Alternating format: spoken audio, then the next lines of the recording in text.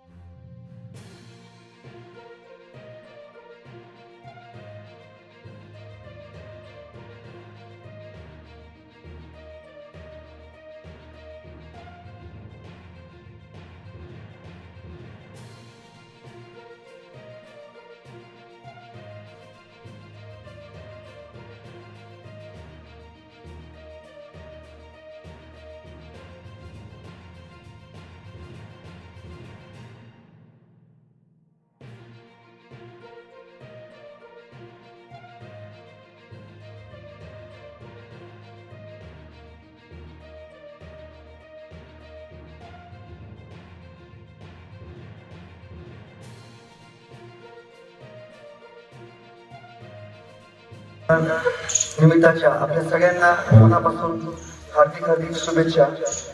या बदिरमुख विद्यालयाचे अध्यक्ष आमचे मित्र अतुलजी सोनिग्रा, सचिव संतोषजी सूर्यवंशी, सर्व मुख्याध्यापक, सर्व शिक्षक आणि उपस्थित सर्व मान्यवर आणि सर्व विद्यार्थ्यांनो, आपल्याला सगळ्यांना माहित आहे की आपला देश स्वतंत्र करण्यासाठी बऱ्याचशा महापुरुषांनी आपले बलिदान देऊन आपल्याला हे स्वातंत्र्य मिळवून दिलं.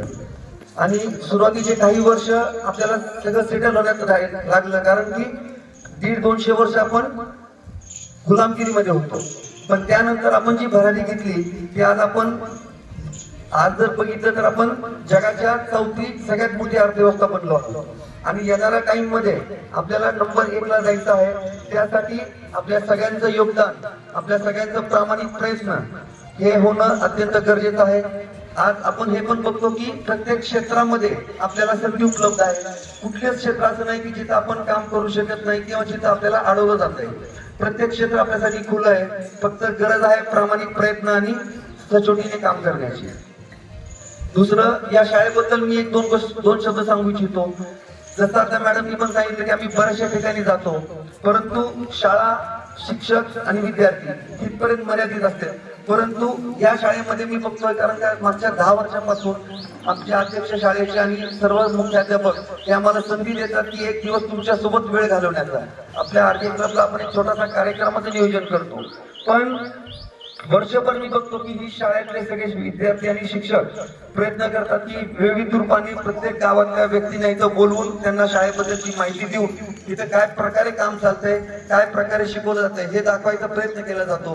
आणि त्याच्यामुळं आम्ही बाहेर जरी असलो बरेचसे लोक तरी आम्हाला ह्या शाळेबद्दलचं बरंचसं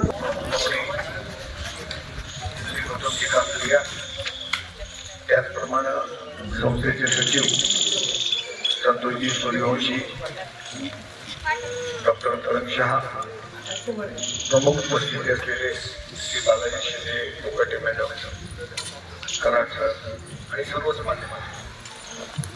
सर्वप्रथम तर मी आपल्याला स्वातंत्र्य देण्याच्या आज मनापासून शुभेच्छा देतो. या शाळेचा अध्यक्ष या नात्याने आपल्या सर्वांचं स्वागत करताना मला अतिशय आनंद होतो.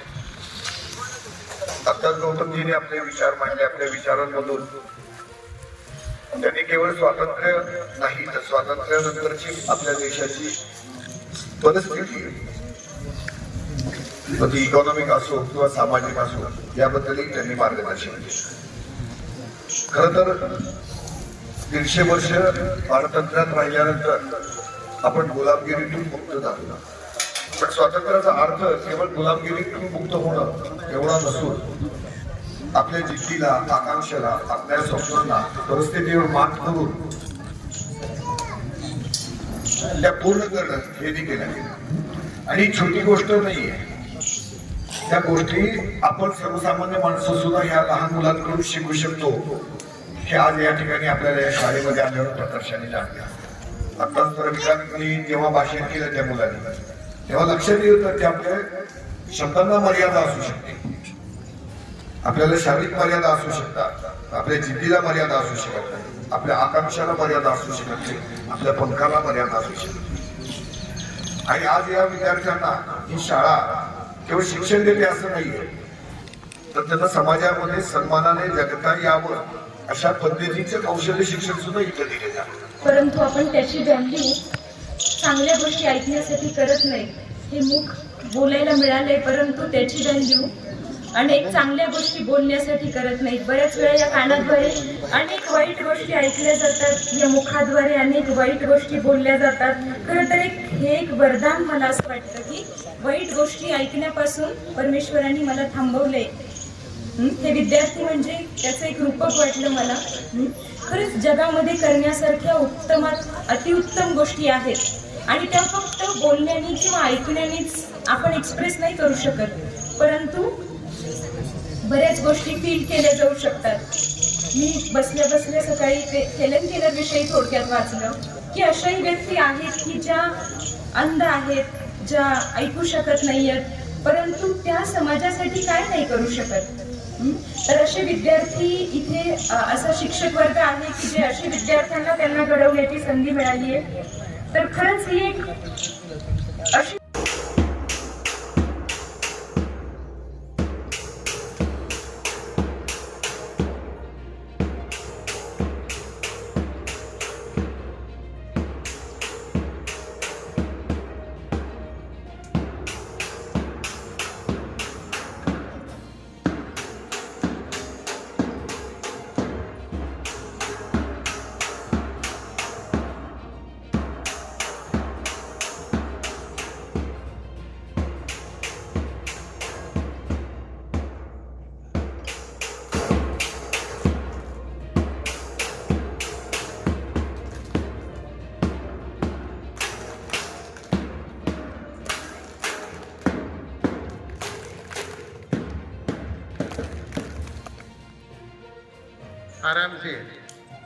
ताज्या घडामोडी जाणून घेण्यासाठी आजच बहुजन आवाज न्यूज चॅनलला लाईक, शेअर आणि सबस्क्राईब करा.